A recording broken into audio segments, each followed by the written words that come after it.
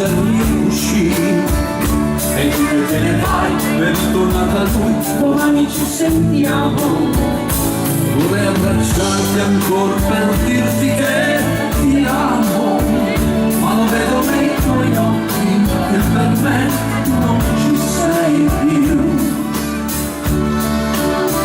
E mi resta il silenzio per pensarti ore intere, a convincerti ancora che per stare con te vale la pena soffrire. I minuti solo che mi pesano come, mentre intorno mi cocchi e continuo a parlarmi di te, soltanto di te. Ciao Samuele, Che mi sta strappando ai cuore, che mi brucia come un fuoco e mi prende come un gioco.